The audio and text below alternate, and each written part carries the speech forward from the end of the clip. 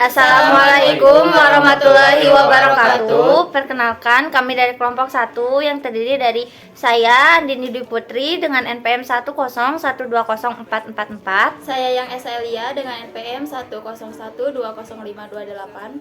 Saya Anggi Ruswandi NPM 101204445. Saya Diki Rismawan dengan NPM 101204555. Saya Dia Fitriani dengan NPM 10120521. Kami di sini akan mempresentasikan tentang yang pertama, budget kebutuhan bahan baku. Yang kedua ada budget pembelian bahan baku. Yang ketiga ada budget biaya bahan baku. Yang pertama ada budget unit kebutuhan bahan baku. Pengertiannya yaitu budget yang merencanakan secara terperinci tentang jumlah unit bahan baku yang diperlukan untuk penyelenggaraan proses produksi selama periode yang akan datang. Berisikan tentang jenis, jumlah, dan waktu bahan baku yang disesuaikan dengan jenis barang jadi dan tempat di mana akan diolah. Kemudian ada pengklasifikasian dan penyusunan anggaran pembelian bahan baku. Nah, anggaran ini disusun sebagai perencanaan kuantitas bahan baku yang harus dibeli pada periode mendatang. Bahan baku yang harus dibeli ini diperhitungkan dengan mempertimbangkan faktor-faktor persediaan dan kebutuhan bahan baku. Faktor-faktor yang mempengaruhinya diantara lain ada budget unit yang akan diproduksikan. Yang kedua ada berbagai standar pemakaian bahan dari masing-masing jenis bahan baku untuk proses produksi dengan metode 1. Data historis atau pengalaman di waktu yang lalu.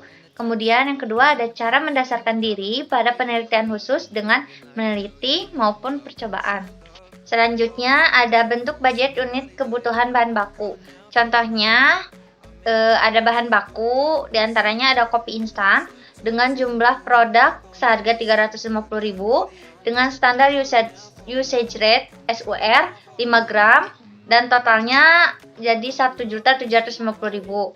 Kemudian ada creamer dengan jumlah produknya 350.000, SUR-nya 7 gram dengan total 2.450.000. Kemudian yang ketiga ada gula, jumlah produknya 350.000 dengan standar usage rate-nya 8 gram dan totalnya 2.800.000. Jadi jumlahnya adalah 7 juta. Yang kedua yaitu ada budget biaya bahan baku. Budget biaya bahan baku adalah budget yang merencanakan secara lebih terinci tentang biaya bahan mentah untuk produksi selama periode yang akan datang. Meliputi rencana kualitas, kuantitas, harga, waktu, dan bahan mentah yang dikaitkan dengan jenis barang jadi yang membutuhkan bahan. Yang kedua, yaitu ada kegunaan anggaran pembelian bahan baku sebagai pedoman kerja, terus sebagai alat manajemen untuk menciptakan koordinasi kerja, dan sebagai alat manajemen untuk melakukan evaluasi atau pengawasan kerja. Selanjutnya, faktor yang mempengaruhi yaitu budget unit kebutuhan bahan baku, biaya yang harus ditanggung perusahaan, biaya dan risiko yang ditanggung berhubungan dengan penyimpanan bahan baku di gudang, fluktuasi harga bahan baku, tersedianya bahan di pasar, modal kerja yang tersedia, kebijakan perusahaan di bidang persediaan bahan baku. Dan selanjutnya kebijakan persediaan perusahaan, faktor yang berpengaruh diantaranya fluktuasi produksi dari waktu ke waktu, penyimpanan yang tersedia, resiko kerugian yang timbul, biaya-biaya yang timbul dalam rangka penyimpanan, tingkat perputaran persediaan bahan baku, lamanya lead time, modal kerja yang dimiliki perusahaan. Seperti yang sudah tertera pada tabel anggaran pembelian bahan baku, untuk kebutuhannya kopi instan membutuhkan 1.750 kg dan creamernya 2.450 kg dan gulanya 2.800 kg. Untuk persediaan akhirnya, kopi instan membutuhkan 180 kg, creamer 100 kg dan gula 250 kg.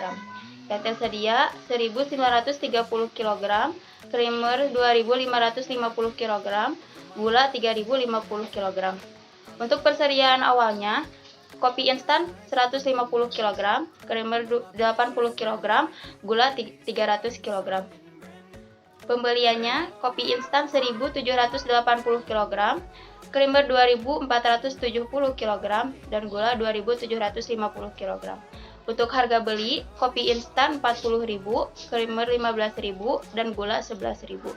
Jumlah pembelian pada kopi instan 71.200.000 dan creamer 30.050.000 dan gula 30.250.000.